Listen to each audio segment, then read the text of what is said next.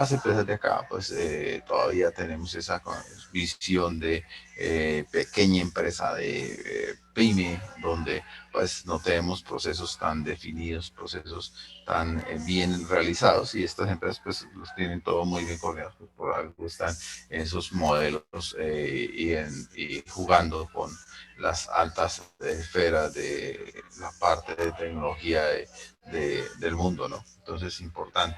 Y lo otro es que son empresas que tienen muchas facilidades para ascender, ya que están dadas o están puestas por las capacidades que ustedes puedan tener cuando ingresen a esa empresa. Si ustedes tienen capacidades que son o que están dentro del mercado, que ellos son deseables, las capacidades que necesitan para ascender, pues ustedes ascenderán de una manera muy sencilla. Si no, pues esto, pues tienen otros recursos para que ustedes se posicionen, porque ellos comprenden que el trabajador, no todo trabajador quiere ser directivo, ni todo trabajador desea estar metido en reuniones de trabajadores que les gusta más la parte de desarrollo, en especial a mí. Entonces, pues les presenta todas las facilidades, pues preciso para que también puedan desenvolverse dentro de ese ámbito de desarrollo, ¿no? Entonces, eso es una de las cosas interesantes. ¿Qué es lo que nos van a dar? Pues charla, las vivencias y una de las cosas importantes aquí es que dentro de lo que nosotros conseguimos para poder hacer ingreso a una universidad, a esta universidad, a una empresa de estas, tenemos que ver pues que todo se basa en dos cosas fundamentales cuando ustedes van a ir a la búsqueda de una empresa, de un empleo, que son las habilidades duras y habilidades blandas que ustedes puedan tener. Las habilidades duras se supone que son las habilidades que usted debe eh, ir fomentando con la parte técnica, que está muy de la mano con lo que nosotros como escuelas estamos ofreciendo. Y obviamente hay una fortaleza que ustedes deben adquirir sobre cierto tipo de herramientas que ustedes a futuro pues van a estar o se enfocarán en lo que está pidiendo Microsoft como tal. Y eh, básicamente pues las bases se las están dando acá.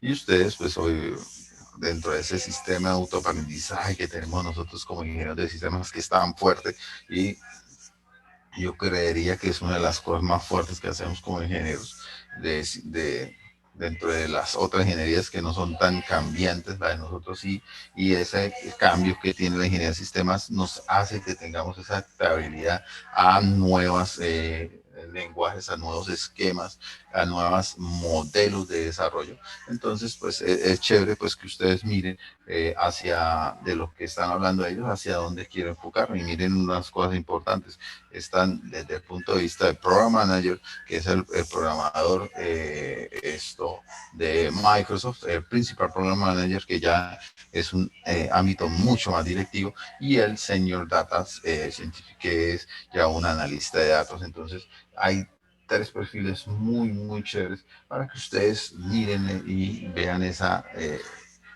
visión de hacia dónde quieren ustedes enfocarse. Y obviamente, pues está las habilidades duras ahí, pero también hay que ir fomentando las habilidades blandas y es básicamente cómo yo me voy a relacionar con mis compañeros, cómo yo puedo reaccionar ante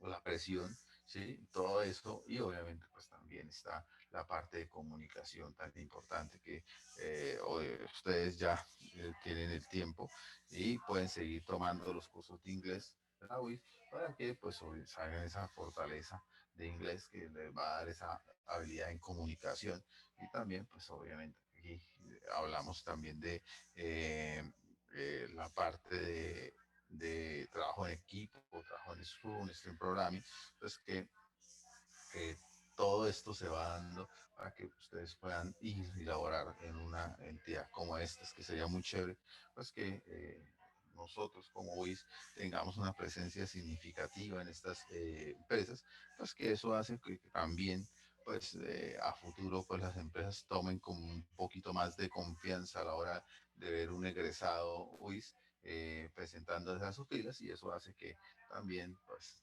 tengamos esa cierto, pues, cierto ganancia en recepción de hoja de vida, pues porque venimos de una entidad que pues en sí para ellos les va a significar como algo, un juego seguro.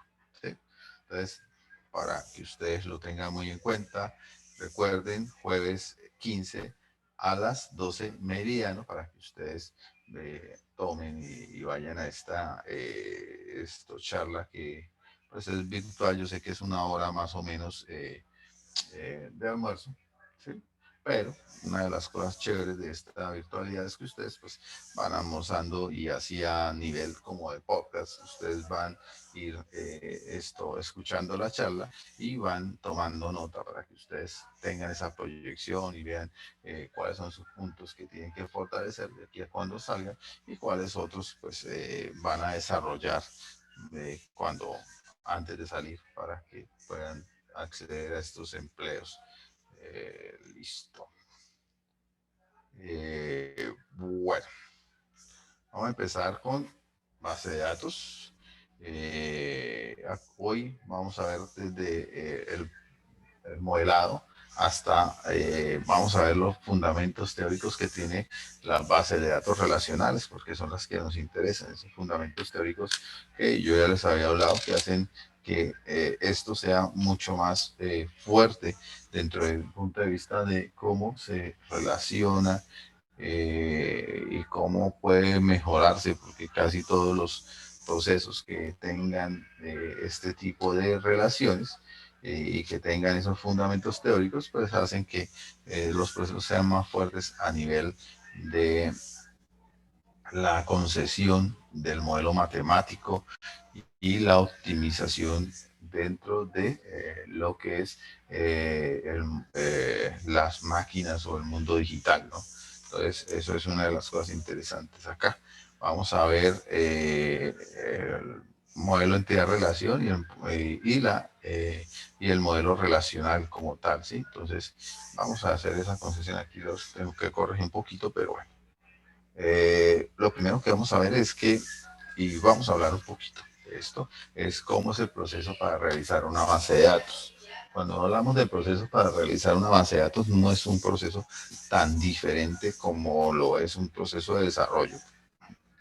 Esta forma de hacer una base de datos, siempre hacemos la concesión desde el punto de vista de la recepción o el levantamiento de información, ¿sí? Pero vamos a hablar un poquito de eso. Espérame 5 segundos, muchachos, un poquito de agua y ya vuelvo, ¿sí?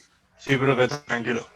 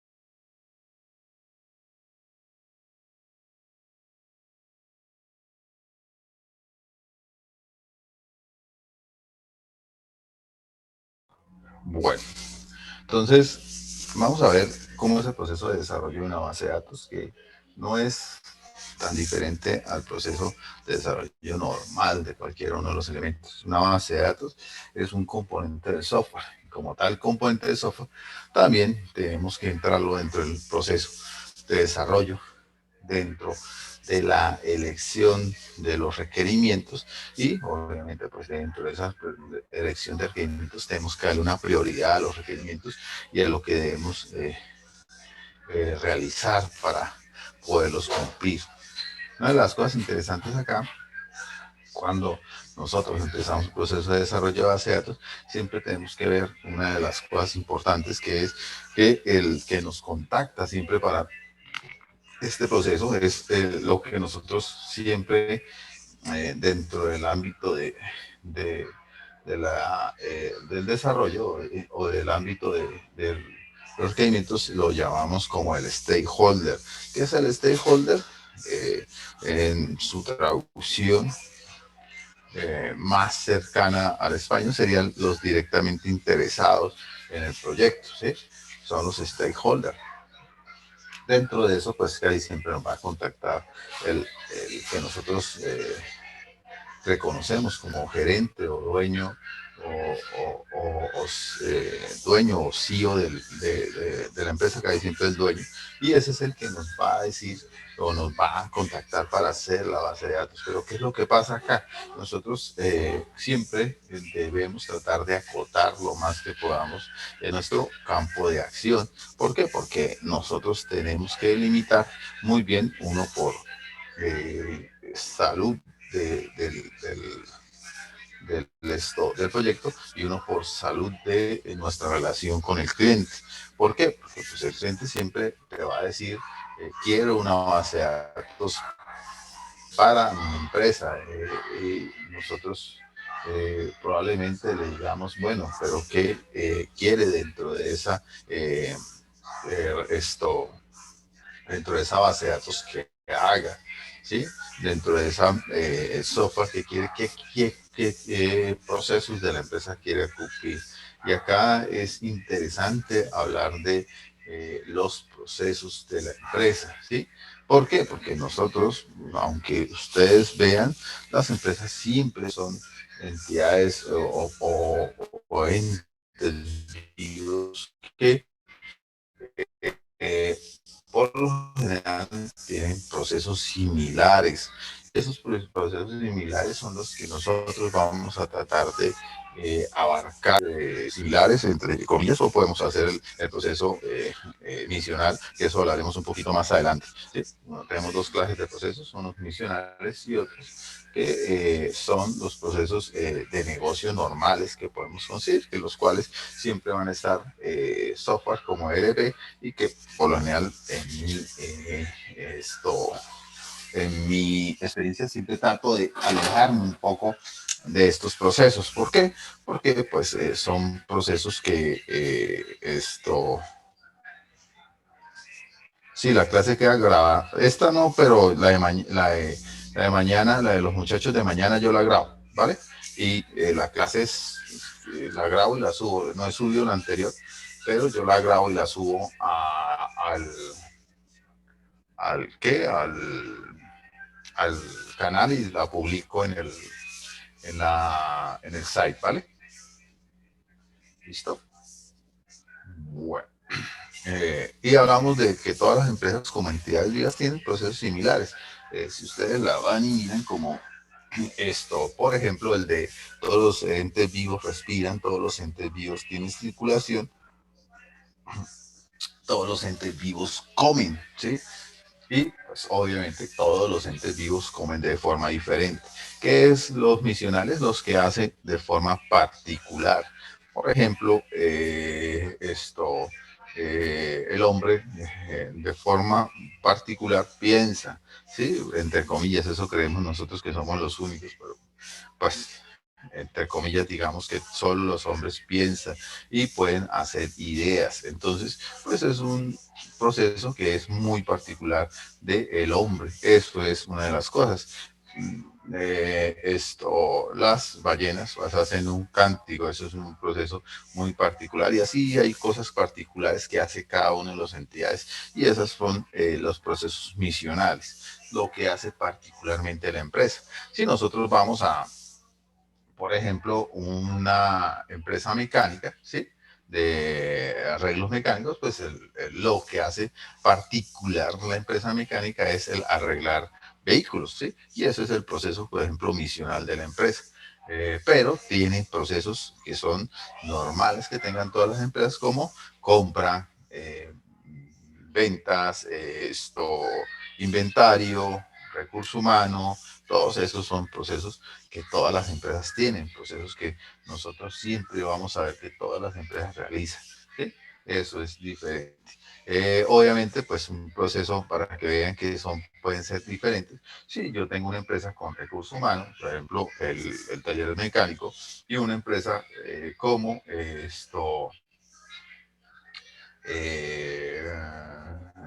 una agencia de modelaje, pues la agencia de modelaje va a tener diferente énfasis en lo que hace el recurso humano. ¿Por qué? Porque a la empresa de modelaje le interesa, por ejemplo, tener estatura, talla, color de ojos, edad de cada uno de los personas del recurso humano, pues para poder hacer sus procesos misionales mucho más eficientes. Eso es una de las cosas que ustedes tienen que aprender, que todo proceso misional hay que localizarlo. ¿Sí? Bueno, listo. Entonces, primero, lo que debemos hacer es tratar de decirle a él qué es lo que nosotros queremos o qué es lo que ellos nos están contratando de una manera muy asertiva, porque pues, obviamente no le vamos a decir al otro, usted qué me está pidiendo, porque yo no le voy a hacer todo lo que usted me pida, ¿sí? Simplemente vamos a conseguir un intermedio de lo que usted me dice que haga, cuánto cuesta, y de lo que cuesta, pues ya llegaremos a una negociación. Obviamente con eso es importante que cuando ustedes generen ese proceso o esa solicitud de software, pues que esté firmada por las dos partes. ¿Por qué? Porque pues, es la que nos da la prenda de garantía de lo que hicimos, pues es lo que ellos nos van a pagar. Y con eso, pues cuando terminamos, pues nosotros le decimos, mire, aquí está su software con lo que usted me pidió, casi siempre lo recomiendo a lista de chequeo, es decir, que él me diga, mi software debe hacer inventario de esta y esta y esta forma. ¿Lo hace? Sí. Mi software debe hacer ventas de esta y esta y esta forma. ¿Lo hace? Sí, y así sucesivamente, que sea una lista de chequeo. Con eso, cuando él termine, pues va a estar muy satisfecho con el cumplimiento de sus requerimientos. ¿Sí? Y eso es importante ahí, el poder hacer ese acotamiento de lo que le están pidiendo. Y después de hacer ese acotamiento de lo que le están pidiendo, cosa que es, lo vuelvo a decir, es muy, muy importante, después vamos a ir a mirar el proceso o el problema para el cual fuimos contratados para desarrollar, ¿sí?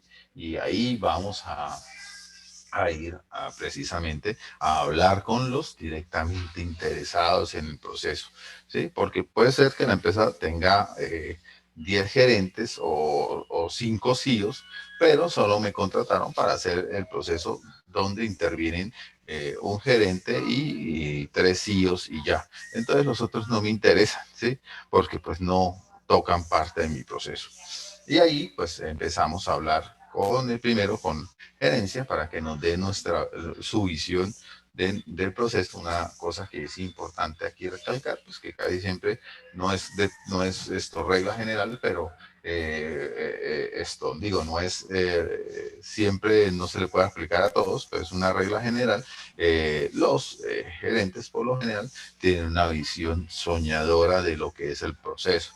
Es decir, el gerente siempre dice cómo debe estar el proceso y él cree pues que lo que pues, se concibió es lo que se ejecuta, y pues ellos tienen una visión de lo que de pronto eh,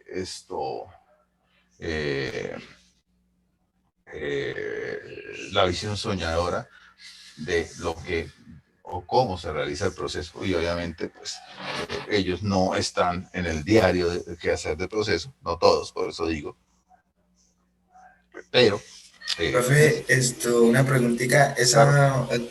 esa observación que le hacen al software se hace desde el punto de vista desde el cliente, o sea, que le interactúe con el software, o desde el punto de vista matemático, así como No, enseñaron en matemáticas discretas. no, aquí desde el punto de vista del cliente, aquí lo que estamos tratando es de mirar todos los puntos de vista que tiene el proceso del problema para el cual fuimos llamados a realizar. Aquí es importante porque necesitamos todos los puntos de vista. ¿Se acuerdan? La clase pasada yo les mencionaba el problema del cilindro y verlo el cilindro desde varios puntos de vista. Si yo me paro solo desde una perspectiva, veo el cilindro como un cuadrado. Si me paro desde la otra, veo solo un círculo. Si yo me quedo con alguna de esas dos perspectivas, yo nunca sabré que es un cilindro. Aquí nos vamos a tratar de hacer el levantamiento de requerimientos. Para eso, pues hay varias técnicas. Una de las que más utilizamos nosotros es la técnica de historias de usuario. ¿Qué es historias de usuario? Simplemente nos dicen, ustedes van a hacer inventario o van a hacer ventas o van a hacer eh, compras o simplemente recurso humano, cualquiera de esas.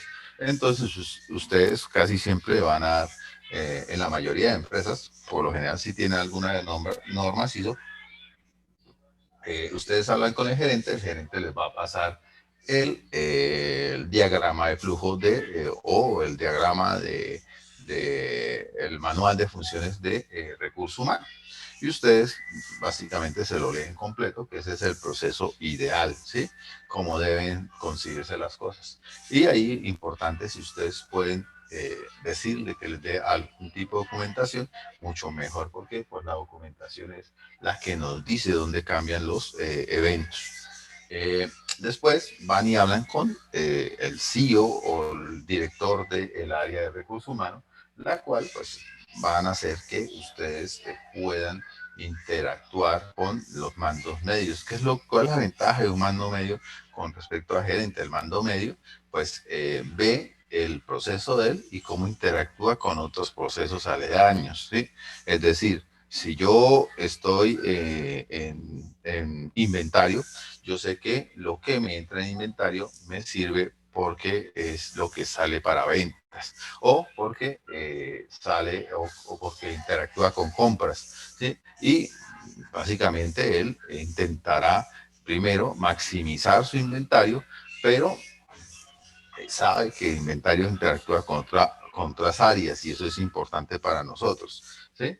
Y ahí, pues básicamente ellos nos dan una visión un poquito más generalizada de el modelo con cómo interactúa con otras áreas para que así nosotros no lo vemos como una isla,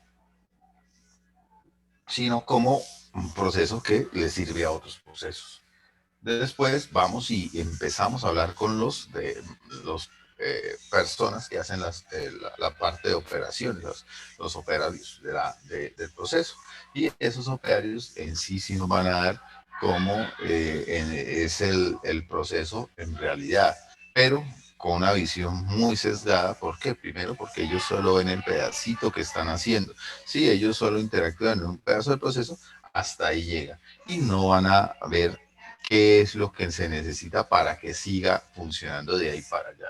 ¿Sí? Ellos solamente articulan el pedazo que les toca y si hay una de las cosas importantes, si falta algún o el proceso en sí está mal, ¿sí? Porque puede pasar, ¿sí? O falta alguna persona para terminar el proceso, ellos lo hacen y lo hacen de una manera natural. Entonces vamos a ver en sí con muchos pedacitos cómo termina o cómo funciona en sí el proceso. Puede ser que funcione igual a la realidad, igual a la realidad, a lo concebido por el gerencia, pero la mayoría de veces va a ser una forma muy diferente a lo que concibió el gerente.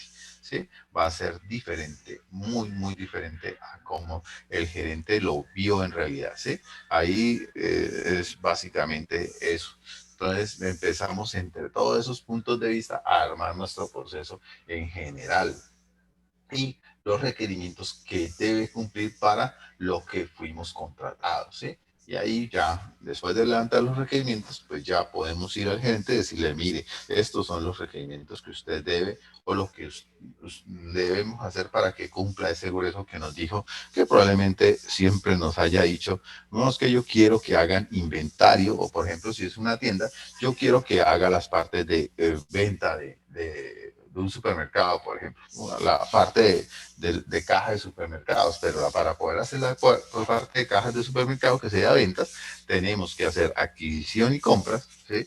que es una de las cosas fundamentales para poder hacer la parte de ventas. Y el otro es hacer inventario, porque con adquisición vamos a saber, vamos a poder adquirir elementos para la tienda, lo que se va agotando. Con inventario sabemos lo que esto necesita en ese momento, lo que está próximo a agotarse en la tienda, y con con la parte de ventas, pues estamos sacando el producto para y facturando el producto, ¿sí? Entonces ahí son, esos son más o menos los procesos que me terminé. De pronto él nos dice, no, también necesito cartera, porque además de eso yo tengo un sistema donde doy crédito a algunas de las personas, intervendría cartera, pero siempre tratamos de que sea muy cerrado el número de procesos que tengamos que hacer, ¿sí? ¿Para qué? Para que ni él se ponga bravo cuando nosotros vayamos a entregar, ni nosotros nos pongamos bravos con él cuando vayamos a entregar, porque pues aquí hay que decir una cosa y es muy real. Los clientes con los que conseguimos acá son clientes muy inmaduros, son clientes que pues no dan los valores suficientes a lo que se realiza, y por lo general pues tenemos esa alma de regateador de donde queremos sacar el mayor provecho posible al menor dinero que podamos gastar, es decir, siempre queremos con menos recibir más, que eso es propio de nosotros por ser latinos. Entonces, pues venimos con esa concesión inclusive la llevamos a la versión de negocios, donde pues realmente uno da el precio y ese debería ser el precio final, ¿no? Pero aquí sabemos que inclusive para todos se viene con ese maximización de costo-beneficio.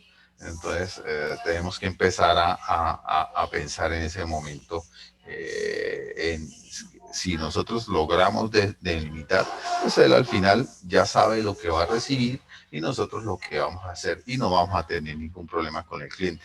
Es más, si lo pueden llevar a lista de chequeo, es mucho mejor. Cuando ustedes ya tienen los requerimientos, ya hicieron levantamiento de procesos, pues ya pueden empezar a hacer la concesión de la base de datos, ¿sí? Y dentro de esa concesión de base de datos, pues empiezan a ver qué es lo que necesita el proceso para que funcione. Y ahí es importante que durante ese levantamiento que hicieron, ¿sí? Estén muy conscientes de lo que necesita una base de datos para que funcione. ¿Por qué? Porque nosotros como desarrolladores, y sobre todo en términos de base de datos, lo que necesitamos es hacer seguimiento de datos. No nos interesan las personas, no nos interesan los procesos productivos, sino nos interesan son los datos, y ahí es importantísimo eso. ¿Por qué? Porque probablemente nosotros nos contraten para hacer un seguimiento o un software para un proceso productivo, no tendremos tanto aporte, porque pues por ejemplo, en una zapatería, cuántos cueros cortó, cuánto maximizó ese cuero. De pronto, si hiciéramos un software para que hiciera el corte de los cueros, sí, pero eso es manual casi siempre, porque pues por lo general la persona que hace el corte del cuero es el que más le da la parte visual con la parte visual hace el mayor rendimiento sobre el cuero.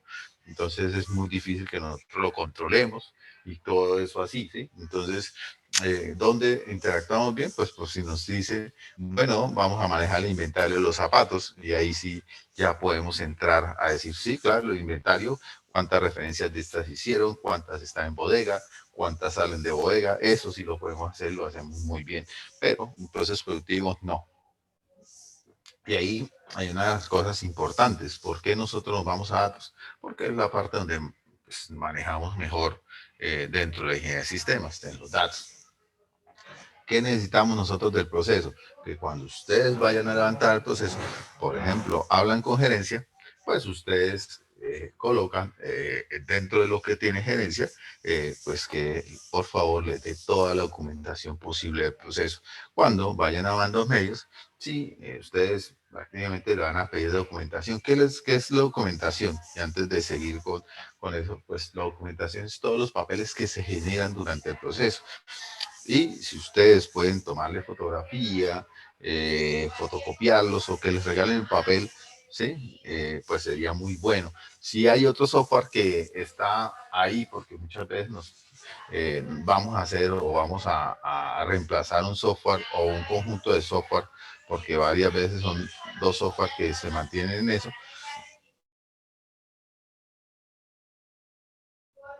estaremos llevando cuáles son los datos que se registran y cuáles son los datos que cambian con el tiempo. Y eso es lo interesante para nosotros, solo los datos, ¿sí? Que cambian o se registran con el tiempo. Y así vamos, inclusive con los mandos bajos, y ustedes pueden también ir a hacer eso. Ahí con los mandos, con las personas productivas, tienen que, y por cada uno de los elementos, tienen que tener un especial cuidado, porque no solo con ellas, pero se ve más en las partes de mando de productiva. ¿Por qué?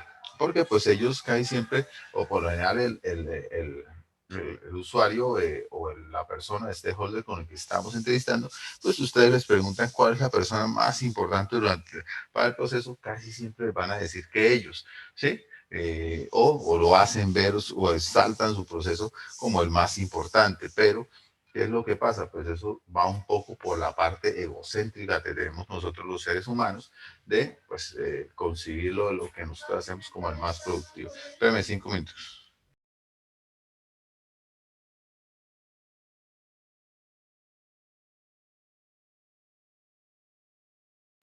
Listo. Y esa parte de desarrollo de esto, de se me fue la palabra. Esa parte de mirar qué es lo que hace en realidad, pues primero está la parte egocéntrica y segundo, pues el miedo que tienen a que nosotros pues los desplacemos dentro del proceso. Y eso es una de las realidades que nosotros tenemos que hacer. Primero, poder quitar la mayor parte de gente, ¿sí? Inclusive, sin interesar si es mando medio, si es mando de abajo, nosotros debemos poder hacer esa concesión de hacerlo un poquito más eficiente, y si necesitamos para esa parte de eficiente quitar tanto la parte de arriba como la parte de abajo, pues no lo pensemos como que estamos quitando el trabajo, simplemente lo estamos haciendo más eficiente, y de pronto él debería estar enfocado en otra área de la empresa, y nosotros pues sí podemos facilitar el trabajo así mejor, pero eso es una de las cosas duras que hay ahí. Y otra, pues que ya cuando vayan a llevar el software, pues esa resistencia al cambio que tienen, ¿sí? Es muy, muy difícil de parte de ellos. ¿Por qué? Porque ellos, la resistencia al cambio se da preciso, uno, porque es natural, y otro, porque por lo general son personas que están muy acostumbradas a una sola cosa.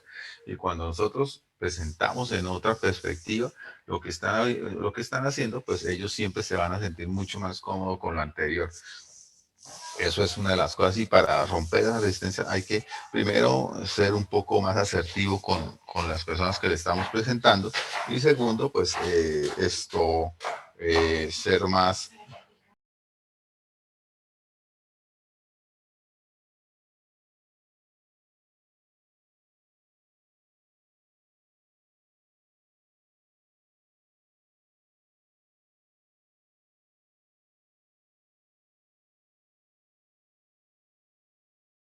Me esperan 5 minuticos, muchachos.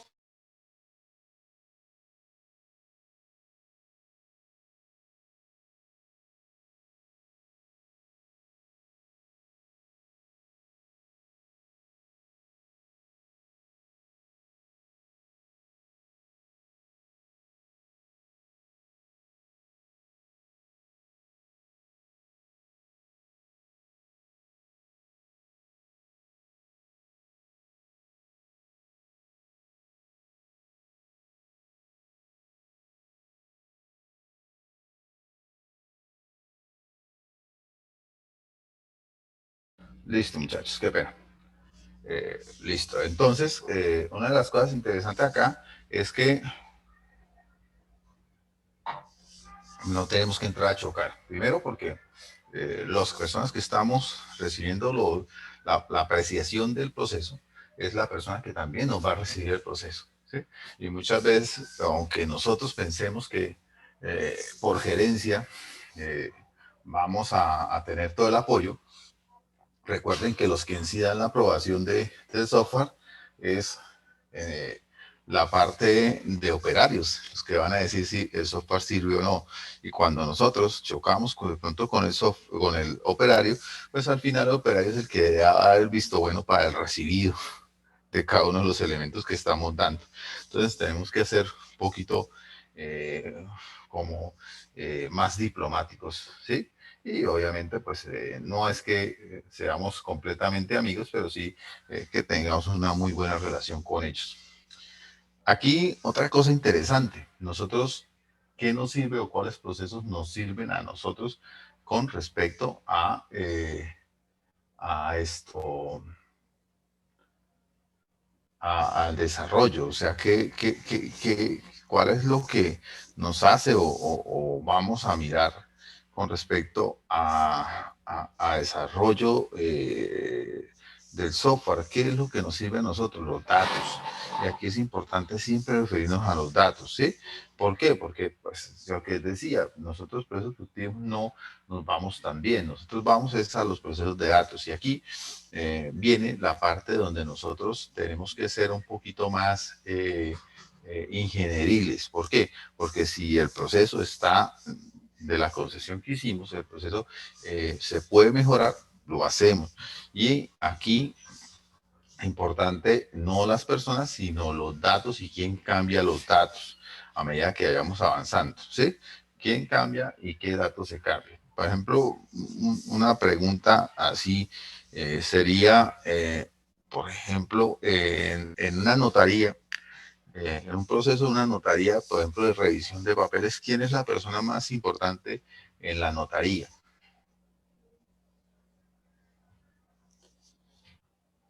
¿Mm? Muchachos, ¿En una notaría? sí. Pues supongo que tendría que ser la persona que registra toda la información en las bases que tiene guardadas, ¿no? El que guarda el gobierno. Que guarda el gobierno. Exacto, o sea, cuando nosotros vamos a un proceso de una notaría, nosotros muchas veces uno ve el notario como una persona importante, ¿no? Pero el notario en sí es una de las personas que menos aporta, por ejemplo, a un proceso dentro de una notaría, porque pues en sí el único que hace el notario es firmar, ¿no? No es que le quitemos mérito, sino que el notario pues, no nos da o nos cambia tanto los datos. ¿Qué es lo que hace una notaría? Por ejemplo, cuando uno va a un proceso notarial, lo que ellos hacen primero es hacer la recepción de los documentos y lo que hacen es contar el número de hojas que tienen. Entonces viene la parte de cuenta de número de hojas. Después viene la persona especializada en eso y hace la revisión, esto, la revisión de los papeles y él revisa que los papeles estén en orden o no, ¿no? Y cuando todos los papeles están en orden y ella coloca los sellos por hoja, pues se lo lleva al notario y el notario firma. Pues si nosotros vamos y vemos, ese es el proceso notarial, ¿sí? Normal. ¿Qué es lo que pasa o qué es lo que se concibe dentro del punto de vista de la ingeniería? Pues si yo me contrataran para un proceso de esos, para un software, para ese proceso notarial, pues en sí yo diría, pues yo podría sacar a la señora de caja, porque pues esto lo único que hace es contar el número de papeles y dar un valor para ese número de papeles. Eso lo podría hacer una máquina, ¿cierto? El notario solo firma, pues mando un papel membreteado que esté firmado y ya, o imprimo sobre las hojas que me pasan la firma y listo, ¿cierto? Y ahí ya daría el este. Y inclusive si yo pudiera sacar a la señora que revisa, porque pues podría tener una inteligencia artificial o un machine learning, poder hacer la revisión de los papeles y sacaría todos y simplemente tendría una máquina donde metería todos los papeles y la máquina me diría cuánto cuesta y me saca todas las hojas firmadas y no tendría a nadie dentro de ese proceso. Sería una visión futura de lo que se podría hacer con una notaría, ¿no? Pero obviamente pues eso es romper el esquema de lo como está el proceso. Pero para que ustedes se lleven una idea de eso, cuando yo estaba estudiando, pues dentro de una materia había un trabajo que era ver un proceso que en ese entonces existía, que era el proceso de... Eh, ¿De qué? Certificado bancario. ¿Un certificado bancario qué es?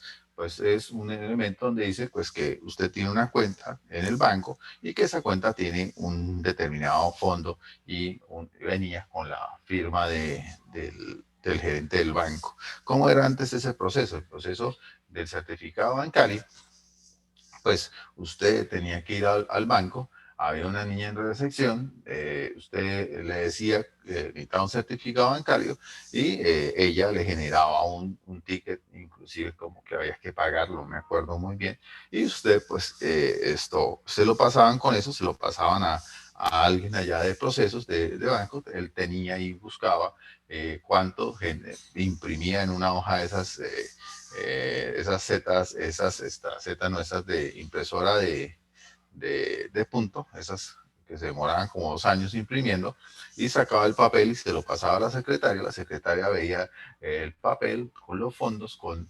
el número de cuenta, hacía la carta y la carta iba y la firmaba el gerente. Eso era el proceso que nosotros teníamos que rediseñar para ese entonces.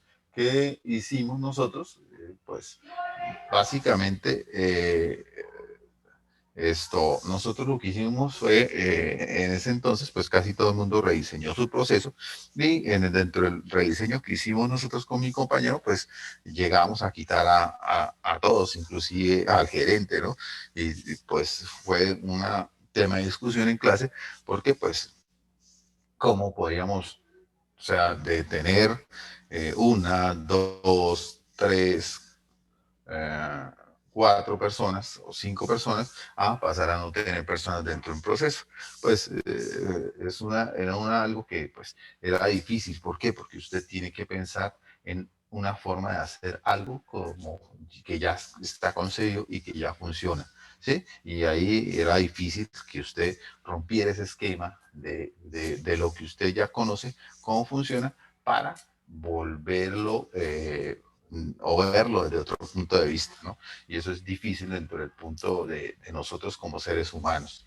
¿Y qué pasa? Pues si ustedes van y miran cómo es un certificado bancario ahorita, nosotros simplemente entramos ahora a la cuenta y generamos un papel donde viene el membrete del banco y ya, sencillo, nos genera el papel en un PDF. Si lo queremos imprimir, lo imprimimos, si no, no lo imprimimos y ya, ¿sí? Entonces, si ven, pues lo que ya, hace 20 años ya, me parece duro decir ya hace 20 años, por eso es que ya estamos próximos a que nos vacunen.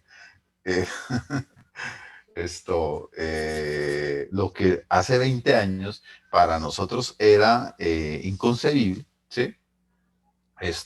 Hoy en día pues es algo natural que se haga, ¿sí? Entonces pues obviamente tenemos que tener un equilibrio porque hay cosas pues que la tecnología pues para ese entonces no tenía suficiente alcance, pero pues ahorita ya es algo muy, muy natural. Y aquí es difícil porque dentro de lo que nosotros tenemos o lo que nosotros concibimos como el notario, ¿sí?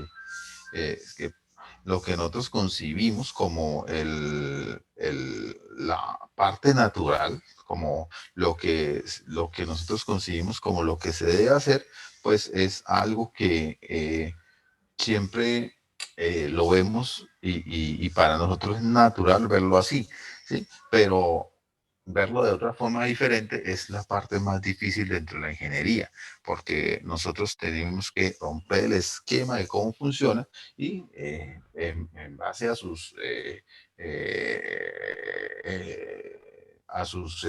principios, pues rediseñarlo. Y eso es una de las cosas interesantes y que ustedes tienen que ir mecanizándose cuando ustedes quieran hacer rediseño de procesos. Aquí, por ejemplo, una de las cosas interesantes es, por ejemplo, una bicicleta. Una bicicleta, si ustedes la ven, nosotros toda la vida hemos visto las bicicletas con cadena, pero pensar en una forma de una bicicleta diferente es difícil y algunas veces puede ser ineficiente una con respecto a la otra. Aquí hay dos rediseños de forma de hacer una bicicleta. Esta, que está al medio de esto de palanca, ¿sí? En la cual pues la palanca hace que la rueda de atrás ande, ¿no? Eso es quitarle la cadena a una bicicleta. Y aquí hay otra donde nosotros vemos la bicicleta desde el punto de vista de se me fue el nombre de esto. Esta es la transmisión por el, ¿por qué? Se me fue el nombre de esto. Eh, la transmisión ay, como lo hacen los carros, se me fue el nombre. Se me fue el nombre. Aquí sencillo es, le quitan la cadena. Y esto es muy interesante. ¿Por qué? Porque nosotros siempre conseguimos la bicicleta con cadena. ¿Cómo la conseguimos sin cadena? Pues cuando hacemos el rediseño y rompemos el esquema de cómo está. Aquí pasa lo mismo en el engranajes. Es que no es engranaje porque los engranajes es la parte de acá. Esto es se me fue el nombre. Eso es una parte del carro, eso la llaman la transmisión, pero lo hace por otro medio. Esta es la bicicleta. ¿Mm? Básicamente es eso.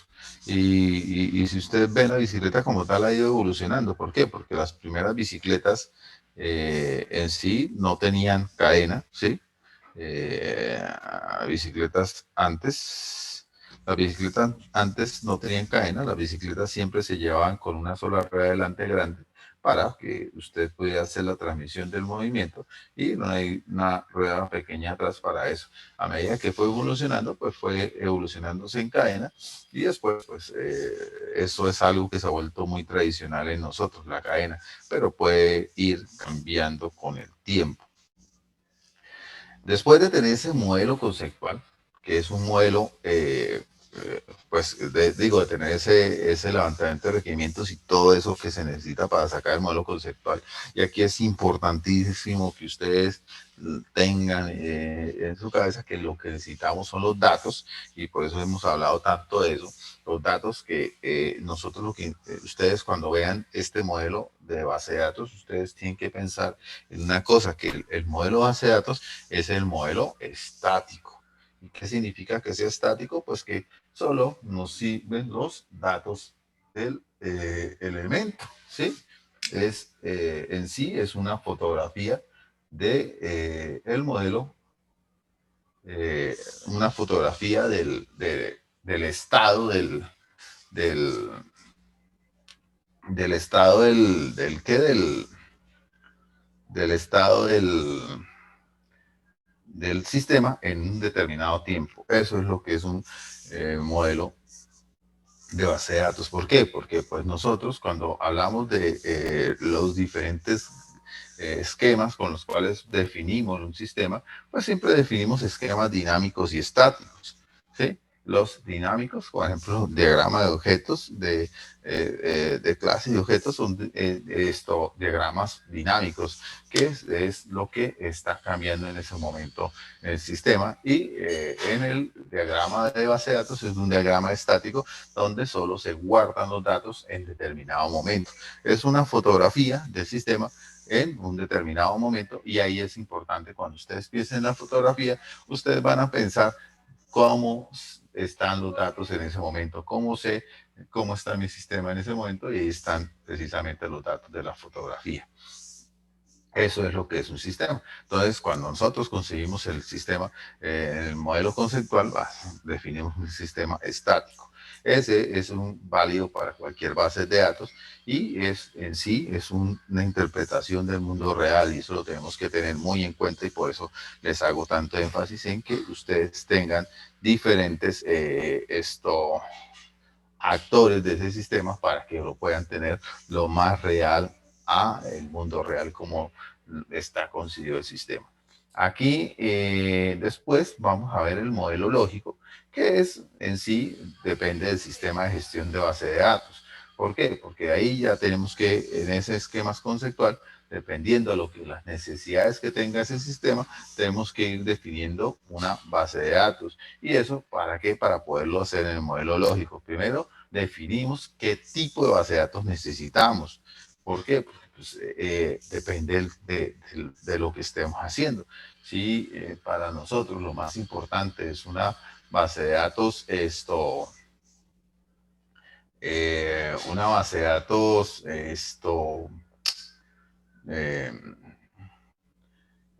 no relacional, ¿sí? Pues de nuestro esquema va a ser no relacional. Si para nosotros es una base de datos de grafos, pues nosotros vamos a tener que escoger una base de datos de grafos. Entonces, en el esquema lógico, pues va a depender del tipo de base de datos que estemos escogiendo. Y eso es importante ahí, pues el tipo, porque eso nos va a dar el esquema que tenemos que hacer para cada una de las bases de datos. Si es una base de datos relacional, pues es un tipo de base de datos relacional y pues va a depender de eso. Después vamos al modelo interno, que es un esquema que depende del sistema de gestión de base de datos en particular que escojamos, es decir, del motor de base de datos que escogimos. ¿Sí? Es un esquema interno que va a tener una forma como se están relacionando las tablas y nosotros pues obviamente depende también de el tipado de objetos con los cuales estemos trabajando y con con los tipos y las limitaciones que tenga nuestro sistema de base de datos y de ahí sí ya pasa a la base de datos física. Aquí, importantísimo, ustedes siempre tenganlo presente que el que escoge el tipo de base de datos, pues básicamente son los requerimientos. Nosotros con los requerimientos es que nosotros llegamos a ver qué tipo de base de datos son las que se necesitan. Muchas veces dentro de esa concesión, y eso es una de las cosas muy interesantes que aparecen ahora, es que, por ejemplo, podemos tener modelos no relacionales y que se vuelven muy de moda. Los modelos no relacionales, pues de pronto los estamos tomando como algo muy esto como algo muy de moda y a todos se lo queremos aplicar. Recuerden que no hay algo que sea bala de plata, es decir, algo que coja y me mate todos los problemas que tengo. Nosotros siempre debemos ver que las bondades y las deficiencias de cada uno de los elementos que nosotros escojamos para hacer un sistema.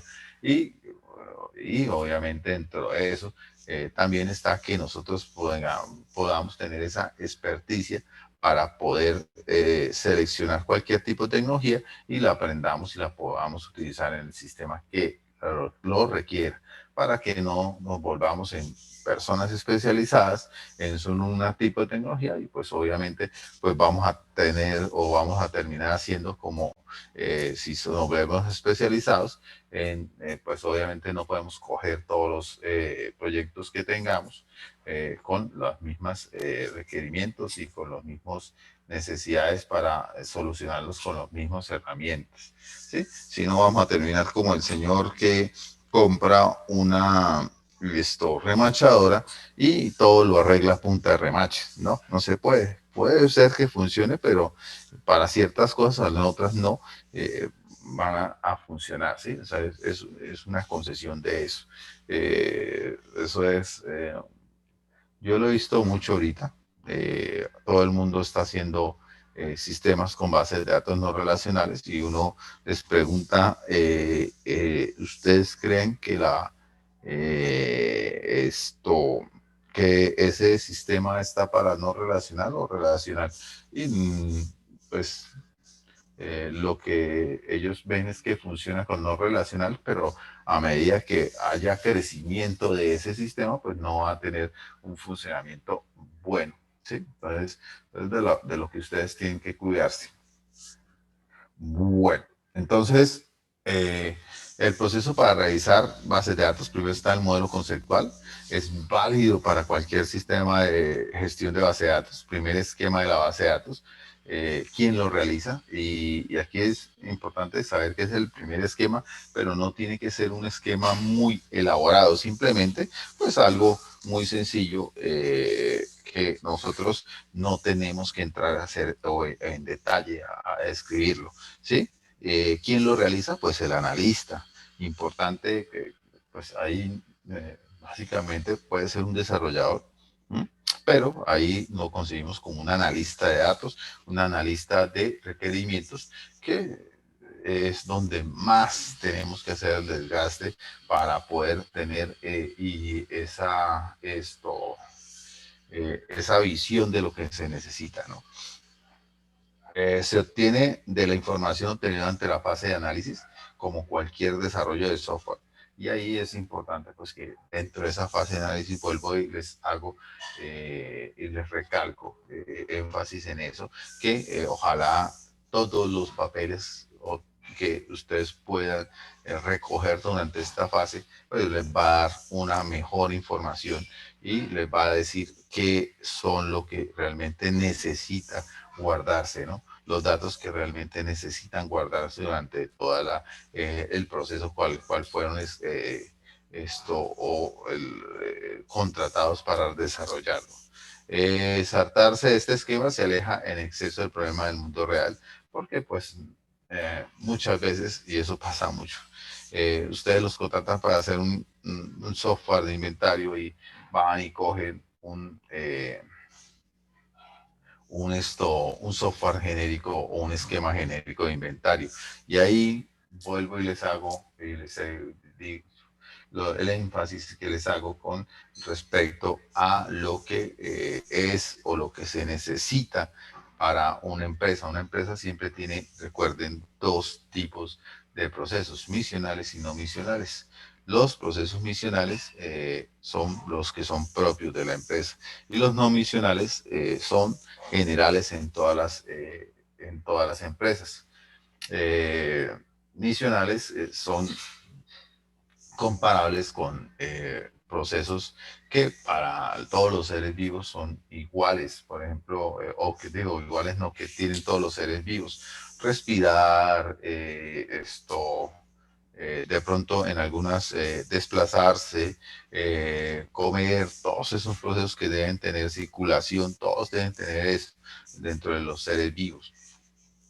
Pero cada uno de los seres vivos lo hace de manera particular. ¿Sí? Incluso si ustedes van dentro de los mismos clasificación de personas, si ustedes van, ciertas personas pues tienen diferentes eh,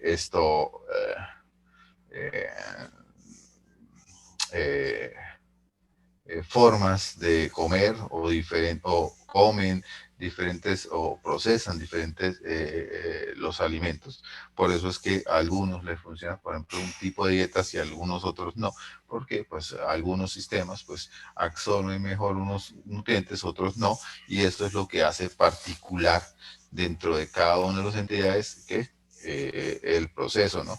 Entonces, ¿qué es lo que pasa? ¿Qué es lo que les quiero decir con eso? Pues que todo proceso hay que localizarlo y eso es una de las cosas importantes porque en la localización hace que el proceso le sirva y sea un proceso que soporte la parte de misión de la empresa. Entonces, eso es importante que ustedes siempre hagan levantamiento de procesos para que ustedes lo puedan hacer lo más real posible o lo más ajustadamente posible a la empresa.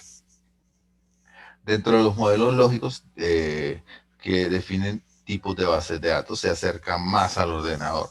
Son las bases de datos, son la base de datos son la base del diseño de la base de datos, perdón. Es en sí, nosotros aquí es donde vamos a saber cómo vamos a hacer esa base de datos, porque al elegir el tipo de base de datos, pues ya estamos así eligiendo el tipo de diseño que vamos a hacer. Y al elegir el modelo lógico, estamos tomando una decisión fundamental sobre la manera como se van a trabajar esos datos, porque pues porque si elegimos que sea relacional, pues los datos van a estar relacionados. Si elegimos que no sean no relacional, pues los datos van a tener no van a tener una relación, sino van a tener una base de datos orientada a documentos y así sucesivamente. Aquí importantísimo dentro de elegir una buena base de datos es que no tampoco nos limitemos a elegir solo un tipo de modelo. Podemos elegir varios tipos porque pues depende de las necesidades de la base de datos para poder hacer o realizar esos tipos de requerimientos de la base de datos. Ahorita es muy popular, aunque nosotros no lo veamos tan así, pero es muy popular tener dos tipos de base de datos para realizar o para cumplir los requerimientos dentro de mi sistema. ¿Cuáles dos tipos de bases de datos? Siempre vamos y tenemos una base de datos relacional para poder tener esa coherencia y esa seguridad en los tipos de datos, y tenemos una base de datos no relacional para poder guardar una gran cantidad de datos. Siempre lo tenemos así, en un formato de doble relación, donde no se consigue una sola base de datos, sino un pool de datos, que es una piscina de datos, donde pues básicamente lo tomamos como una capa externa que nos proporciona información. Bueno, pero vamos a hacer una de las cosas importantes. Vamos a definir lo que es una base de datos relacional, ya que pues estamos hablando de precisamente las bases de datos relacionales. Vamos a definir un tipo de base de datos que es el modelo relacional, y quién, desde cuándo fue concebido, y van a ver que pues el modelo como tal es muy viejo. Como yo les decía en la anterior, pues los modelos o las formas de ver las bases de datos, la mayoría de conceptos son viejos, y solo hasta tiempo después se pudieron ser o se pueden llevar a que fueran eficientes dentro de este desarrollo o esta carrera por las tecnologías que se presentan, ¿no? Y que prácticamente pues las tecnologías se dan es cuando los factores y las necesidades y la tecnología pues dan el proceso para que sea o de luz verde, básicamente. ¿Por qué las tecnologías? Porque tiene que haber una serie de elementos pues que me haga factible lo que yo estoy haciendo, y a eso tienen que haber unas necesidades que impulsen el desarrollo de esos requerimientos, y unos factores que es que estén dados para que esto se pueda dar, ¿no? Como tal. Eso es básicamente lo que nosotros siempre conseguimos. Entonces, dentro de esto está el modelo relacional, pues que viene Edgar Frank Codd en 1970 y saca un artículo que se llamó A Relation Model of the Layers Shared Data Banks, un modelo relacional de datos para grandes bancos de datos compartidos, influenciado por la teoría del conjunto de Cantor and Cheers, y pues también se dio pues los primeros intentos de IBM por hacer una base de datos de estas, y la primera base de datos relacional comercial la saca Oracle un poco de tiempo después, ¿sí? Oracle fue el primero en sacar su base de datos relacional, y IBM, pues ustedes saben que IBM con Relation fue lo primero que se hizo entre este tipo. ¿Qué hace Oracle? Pues toma de modelo eso y empieza y saca, eso fue en el 76, más o menos casi para el 80, empieza ya Oracle con su modelo relacional o como empresa relacional. Después, ¿cuáles eran los objetivos de esas bases de datos relacionales? Primero, la independencia física, porque no debería depender de el archivo como tal. La independencia lógica no debería depender de una lógica de los elementos, o sea, para alejarse, si ustedes ven, es lo que quieren alejarse lo más posible de las bases de datos jerárquicas y de las bases de datos de redes. Eso es de las dos cosas que quieren, una dependencia física del equipo de la red y una dependencia lógica de cómo estén armados los procesos y de cómo están armadas las entidades y una flexibilidad para que se puedan adjuntar y conectar a esa base de datos, una uniformidad en los elementos de la base de datos y una sencillez que es importante para que siempre sea concebible dentro de el modelo. Y aquí es importante hablar de una cosa, pues que casi todos los modelos y diagramas que están siempre, bueno, tuvimos al principio una carrera por dentro de los modelos, donde todos los modelos se particularizaban muchísimo. Entonces, ¿qué pasaba? Pues que a particularizarse tanto, pues se generaban muchísimas diagramas que se volvían difíciles de leer. ¿Por qué? Porque todo el mundo hacía un aporte a algo del diagrama. ¿Qué pasa? Pues que a futuro, cuando van pasando, pues que todo el mundo no puede leer los diagramas. Entonces, la sencillez se vuelve una de las cosas importantes dentro de los modelos. ¿Por qué? Porque a medida de que menos elementos le agrega el modelo, pues va a ser la lectura de esos modelos para todo el mundo, ¿sí? Y eso es una de las cosas interesantes acá. Y todos los elementos y todos los modelos pues intentan ahora retornarse hacia la sencillez y la fluidez dentro de lo que es la concesión de la base de datos. Por preciso, cada vez que se complica, pues va a ser muy difícil la comunicación entre personas para el mismo modelo que estamos viendo. ¿Qué vamos a ver de bases de datos relacionales? Vamos a ver el concepto de la relación, el esquema de la base de datos, la instancia de la base de datos, las restricciones de integridad, el diseño de bases de datos relacionales, el proceso de diseño de base de datos y el paso del modelo de entidad relacional al modelo relacional. ¿Qué es el modelo relacional? Y vamos a definir todos los elementos que tiene el modelo relacional como tal. Bueno, vamos más o menos de tiempo. El modelo relacional se asocia básicamente con tablas nombradas que tienen un nombre, cuyas columnas representan atributos que también pueden ser asociados con un nombre y las filas, las tuplas, las filas de la tabla son las tuplas. ¿Qué es lo que dice ahí? Pues básicamente que nosotros tenemos unos elementos que tienen atributos dentro de una tabla que es muy concebible como una matriz y que cada uno de los registros que guarda dentro de esa tabla pues se van a volver tuplas y eso estarán en una fila.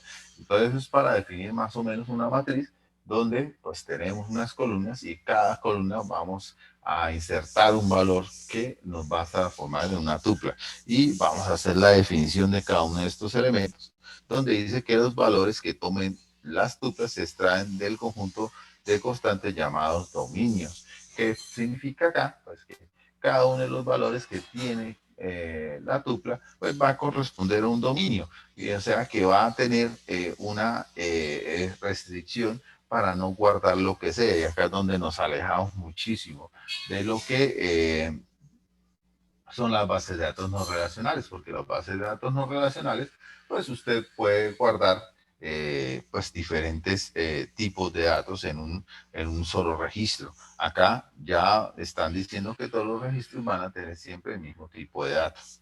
¿Sí? Entonces, es decir, si yo consigo una columna que sea sexo, pues solo puedo guardar masculino, femenino y otro. Y así, cuando venga otro sexo, no puedo meter perros, gatos y ni caballos, ni casas, simplemente masculino, femenino y otros. Eh, Todas las tablas que constituyen la estructura de la base de datos se representan en un esquema de base de datos que es de un nivel intencional, y su contenido en una instancia de base de datos, que es un nivel extensional. ¿Qué significa? Que todas las bases de datos representan un esquema de base de datos que es en sí lo que reúne esos elementos, esas tablas de base de datos, un esquema. Y un esquema es básicamente como cuando nosotros hacemos una reunión de tablas, es decir, de clases, en los cuales pues todas esas clases van a hacer parte de algo, ¿sí? Una organización, por ejemplo, recursos humanos. Si yo meto todas las tablas en el esquema de recursos humanos, pues yo organizo y digo, es que todas esas tablas son de recursos humanos. Y ahí, pues, ese es el esquema intencional. Y la instancia, que es en sí la base de datos donde estoy elaborando, es un esquema, es un nivel extensional, porque es una extensión del nivel de la instancia donde estoy trabajando. ¿Sí? Es más o menos eso. Bueno, ¿por qué estamos haciendo esto? Porque aquí es importante, una de las cosas que ustedes las tienen que ver. Yo ya les había dicho que las bases de datos como tal, pues tienen una, tienen una, las bases de datos como tal tienen un fundamento teórico, y ese fundamento teórico hace que sea muy fuerte a la hora de poder volverse eficiente, y sobre todo en la parte de estos sistemas digitales, sistemas que tengan que ver con ordenadores. ¿Por qué? Porque los computadores son elementos que son brutos, ¿sí? Elementos brutos que son muy eficientes a la hora de hacer multiplicaciones y sumas y divisiones, o sea, operaciones matemáticas. Por eso es tan importante que nosotros tengamos todo este tema con una definición matemática, porque sabemos que eso lo hace muy rápido la parte de los computadores. Entonces, eso es fundamental. Además de eso, pues nos da ese peso y esa concesión dentro del sistema que pues nos da cierto seguridad dentro de la parte de matemática, porque sabemos que las matemáticas pues no cambian con el tiempo. Simplemente, si yo estoy tomando ese fundamento teórico, el fundamento teórico va a seguir vigente. Eso es básicamente. Dentro del modelo relacional, decimos que el modelo relacional es lo que se conoce como tabla, ¿sí? Lo que nosotros conocemos como tabla, Cole la llamó relación. El concepto de relación de Cole no tiene nada que ver con el concepto de relación de Chen, de entidad-relación. Vamos ahorita más tarde a ver el modelo entidad-relación, pues que no es un modelo que pues, a mí me agrade tanto. ¿Por qué? Porque pues cuando nosotros vamos a ver eh, cuando vamos a ver el modelo de entidad-relación, no es un modelo muy académico, un modelo que sí es chévere de tratar, porque es muy explícito y no necesitamos entero de conocer de conocer la naturaleza del proyecto, sino que es un proyecto que es un modelo que nos va diciendo cuáles de forma explícita las relaciones que se tienen entre una y la otra. Por eso es que es un modelo que se utiliza mucho en la academia, pero el modelo de entidad-relación, a la hora de llevarlo a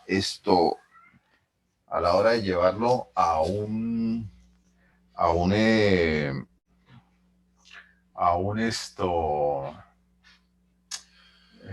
a la hora de llevarlo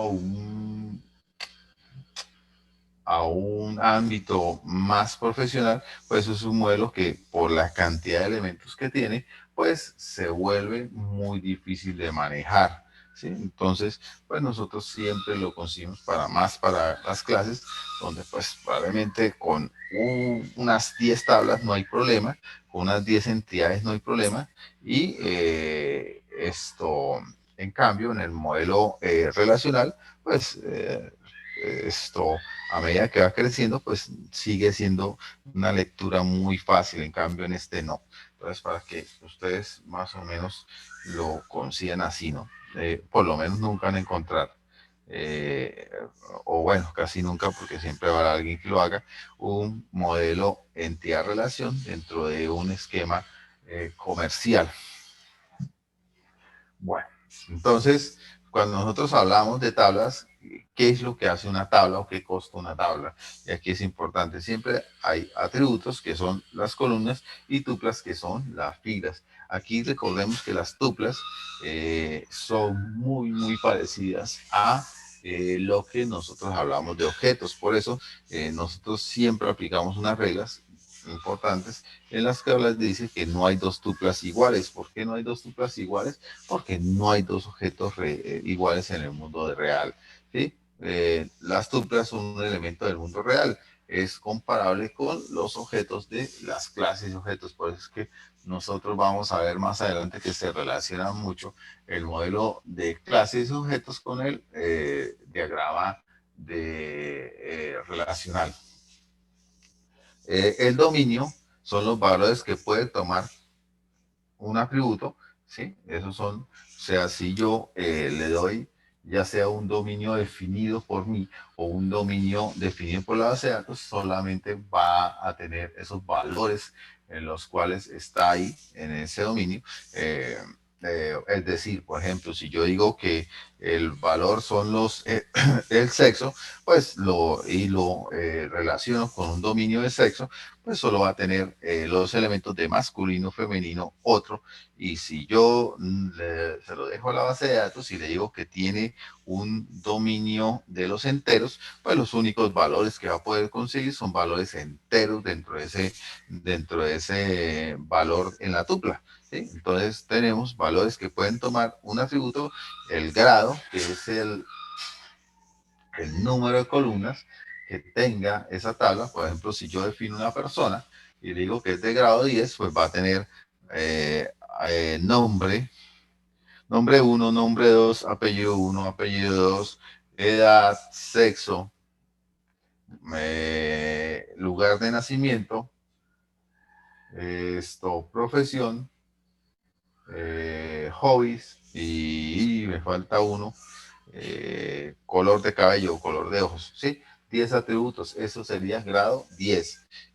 Sí, también está la cardinalidad, que son el número de elementos que están en la tabla o el número de tuplas que tiene la tabla. Eso es más o menos lo que conseguimos. Por eso, pues aquí ya tenemos y le decimos que la base de datos del modelo relacional siempre está dado más o menos ahí se consigue con una tabla en la cual tenemos atributo 1, atributo 2, atributo 3, hasta atributo n, y también pues tenemos el tupla 1, tupla 2 y tupla n. Entonces tenemos que la cardinalidad es m y el grado es de n columnas. Entonces, grado n, cardinalidad m, es el número de tuplas. ¿Sí? Entonces se podría decir que la base de datos de modelo relacional funciona como un tipo de matriz.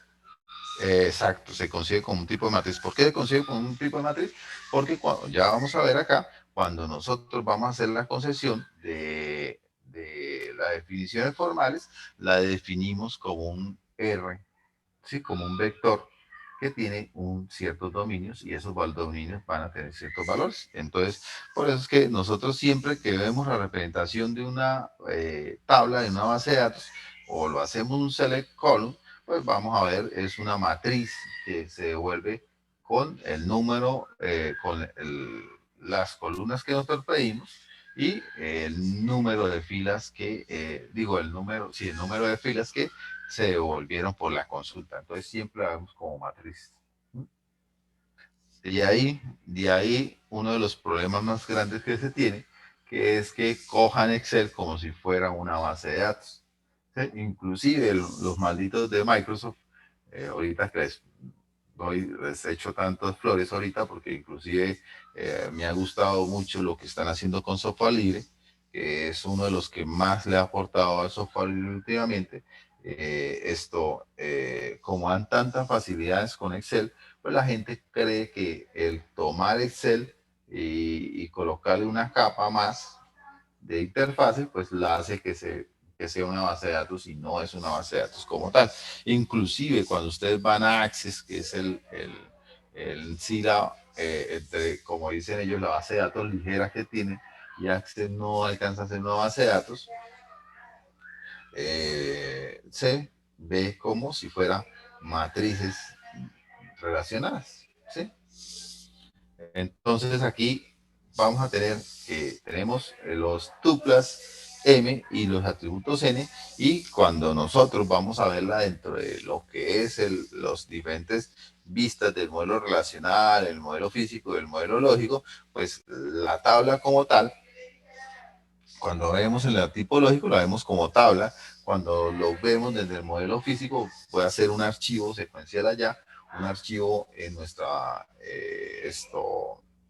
de nuestro equipo, y cuando lo vemos desde el modelo relacional, pues lo vemos como una relación. Cuando ya vamos y miramos una fila, dentro de el lógico, pues veremos la fila. Dentro del físico vemos un registro, que es un registro que tiene ese archivo, y dentro del modelo relacional, pues lo llamaremos tupla. Y la columna dentro del modelo lógico, pues va a ser la columna. Dentro del modelo físico va a ser un campo que tiene ese archivo, ¿m? Y dentro del modelo relacional va a ser un atributo. Y ahí más o menos sería un ejemplo de uno de esos modelos: 1, 2, 3, 4. Tendríamos en el 1, tendríamos a Hugo, sexo 1, el día, fecha de nacimiento y una frase que tendría. Y así sucesivamente, ¿sí? Ahí es más o menos como nosotros vemos cada uno de los elementos. También tenemos ya las definiciones formales, que dentro de las definiciones formales, pues ya vamos a hacer las definiciones más matemáticas. Recuerden que cuando nosotros dijimos que las bases de datos, pues esto siempre hablamos de que había un fundamento teórico dado porque, pues, un poco por la base de datos, por la teoría y los fundamentos con los que estamos, y otro poco porque también somos una carrera muy dada hacia las ciencias de la computación, y casi todos los desarrollos vienen de allá, y esos desarrollos pues vienen estos vienen de las álgebras relacionales. Nosotros conseguimos una relación como un conjunto de A sub I hasta A sub n, donde cada uno de los elementos que están en A sub I pues serán los atributos desde el 1 hasta el n, y definida por un conjunto de dominios de 1 hasta n. ¿Qué significa eso? Que todos los atributos que tiene mi relación tienen un dominio asignado, ¿sí? Y no vamos a tener una columna donde no tenga un dominio al cual me va a limitar los valores que tengo que colocar en esa columna, ¿sí? Eso es lo que quieren decir. ¿Y qué consta? Pues una cabecera conjunto de pares atributo dominio, es decir, que cada atributo va a tener su dominio: atributo 1, dominio 1, atributo 2, dominio 2, hasta atributo n, dominio n. Y me podrán decir, ¿y qué pasa si yo repito los dominios? Sí, pero recuerde que cada dominio va con un atributo, o sea que usted en una columna solo puede meter un atributo. Entonces aquí definimos un cuerpo, un conjunto de variables de tupla. Cada tupla es un conjunto de pares atributo-valor. Significa que cada uno de los atributos pues, va a tener un valor para cada tupla. Es decir, si yo voy aquí, pues en el caso, Hugo tiene el atributo 1, 2,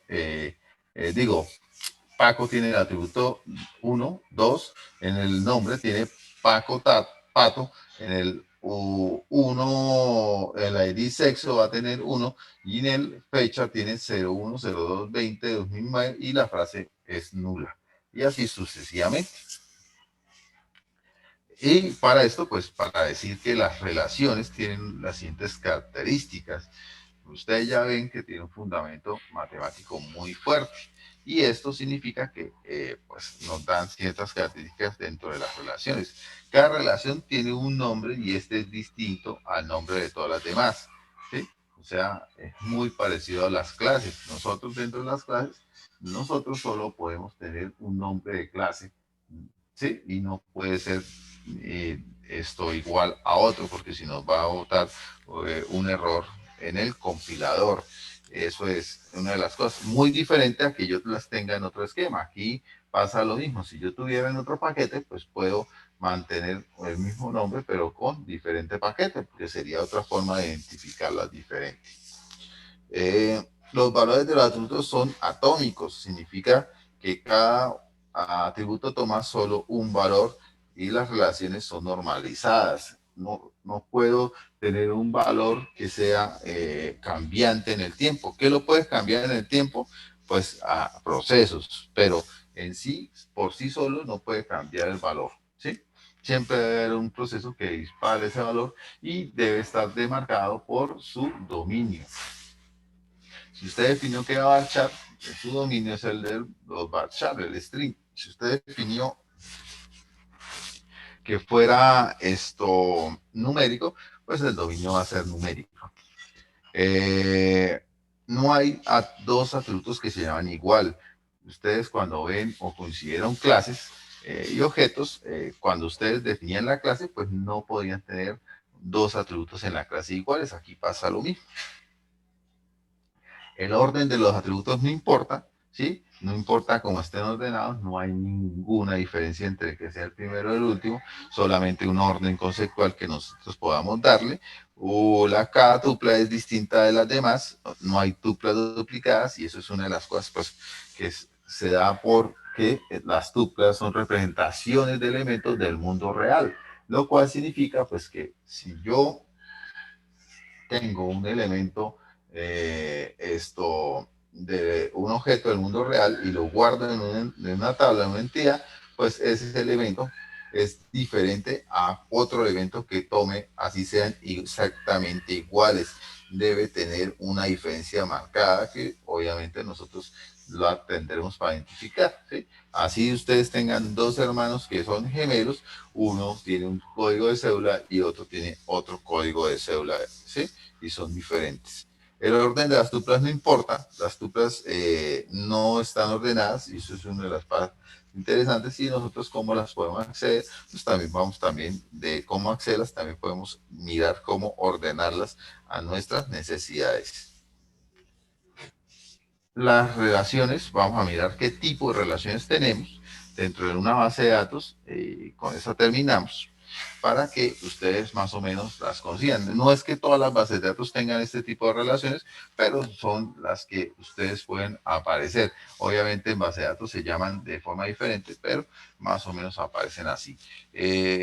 Podemos tener relaciones bases, que son lo que nosotros, relaciones que tienen un nombre en una forma directa de la base de datos, almacenadas y que son autónomas. Eso es el equivalente a las tablas. Tenemos también vistas, que son denominadas relaciones virtuales, que son relacionadas con nombres derivados y derivadas no autónomas, que representan mediante una definición de términos con otras relaciones con nombres que no poseen datos almacenados propios. Esto es pues, el equivalente a las vistas de la base de datos. Ahí vamos a hacer énfasis en que hay dos tipos de vistas, ahorita las vamos a ver o las mencionan acá, que son las vistas materializadas y no materializadas. ¿Qué significa eso? Pues que si yo genero una vista, que casi siempre es una consulta entre tablas, que está dispuesta para que alguien la pueda consultar con un nombre propio. Si yo la defino materializada, significa que cuando la defino, le coloco unos valores que no cambio hasta que no yo lo quiera. Y cuando la defino no materializada, pues van a ver el equivalente de estas instantáneas, donde pues cada vez que la consulte los valores van a ir cambiando. Son relaciones instantáneas que con nombre y derivados pero a diferencia de las vistas son reales, no virtuales, están representadas no solo por su definición en términos de otras relaciones con nombres, sino que también con sus propios datos almacenados, son relaciones de solo lectura y se refrescan periódicamente. También tenemos los resultados de consulta, pues, que son relaciones resultantes de una consulta específica y pueden tener un nombre y no persisten en la base de datos. Esas son las consultas o los join que yo puedo hacer en la base de datos. También tenemos los resultados intermedios, que son relaciones que contienen los resultados de las subconsultas, normalmente no tienen nombre y tampoco persisten en la base de datos. Ahí hablan de los anidamientos de consulta. Yo puedo hacer anidamiento de consultas y generar tablas intermedias dentro de mi consulta para poder aprovechar y hacer consultas sobre esto.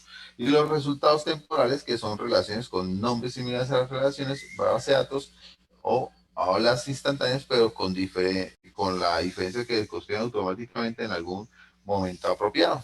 Estos prácticamente son muy dados en los PLSQL. Bueno, dejemos hasta ahí, muchachos. Y seguimos en clase el jueves. ¿Es que tenemos clase? ¿O el viernes?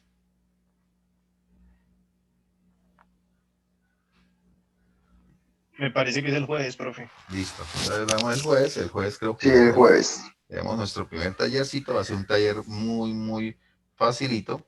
Es un taller donde vamos a que ustedes consideran la parte como tienen el de clases y objetos, ¿sí? Y que es muy parecido a como nosotros hacemos ahorita la parte de modelo relacional, ¿sí? Como para ir empezando con esta parte. ¿Listo, muchachos? Listo, profe. Bueno, listo. Gracias, Bueno, hasta profe. luego. Veamos, Hasta luego, finalizamos. profe. Hasta luego. Hasta luego.